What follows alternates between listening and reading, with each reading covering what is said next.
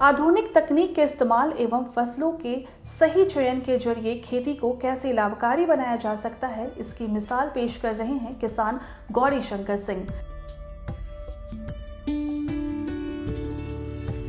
बक्सर जिला के इटारी प्रखंड अंतर्गत ग्राम इटौना के रहने वाले गौरी शंकर सिंह ने आत्मा बक्सर के सहयोग से चंद ही वर्षों में एक सफल किसान के रूप में ही अपनी पहचान बनाई है। कृषि विभाग आत्मा बक्सर का जो प्रशिक्षण एवं परिभ्रमण कार्यक्रम चलता है, उससे सीख लेकर उससे प्रशिक्षित होकर हमारे इटाढ़ी प्रखंड के इटौना ग्राम के निवासी गौरी शंकर सिंह के द्वारा नई तकनीक का अपनाकर हल्दी और ओल की खेती की गई है।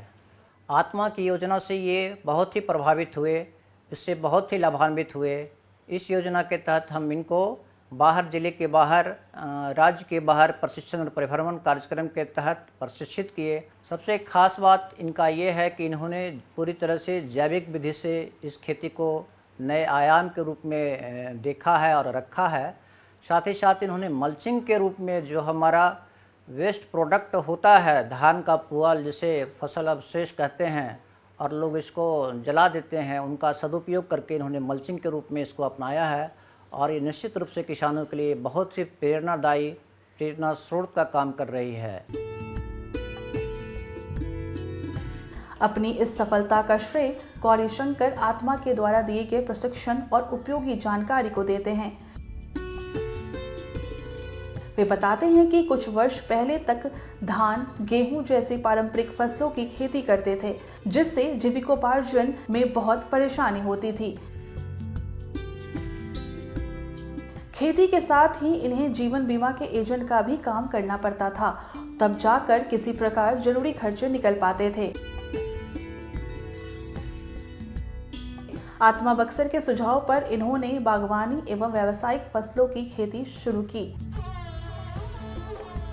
आत्मा के अधिकारियों ने इन्हें बताया कि सीमित क्षेत्र में खेती करके भी अच्छी आमदनी कमाई जा सकती है। हम अपना जोड़ घटाव करते थे कि हमारे ज़मीन से अधिक कैसे उत्पादन मिले, मुनाफा मिले। तो हमको ये बगीचा का कंसेप्ट पता चला, बगीचा हमने लगाया। इसके बाद हमने हल्दी का भी देखा, हल्दी से भी हमको अच्छा मिला, हल्दी और ओल।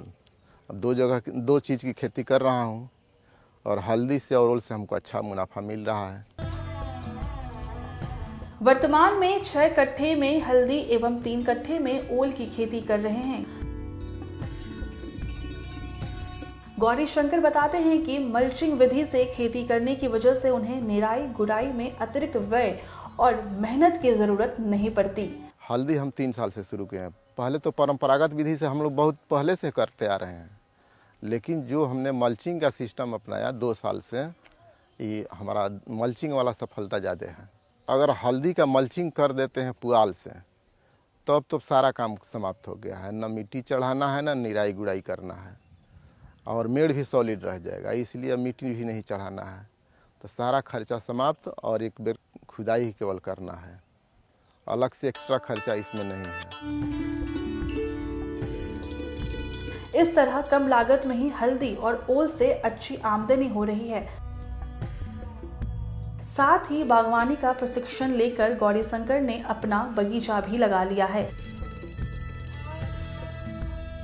आत्मा से समय समय पर सलाह और सहयोग मिलता रहता है, जिससे कृषि को लाभकारी बनाने में लगातार सफलता मिल रही है।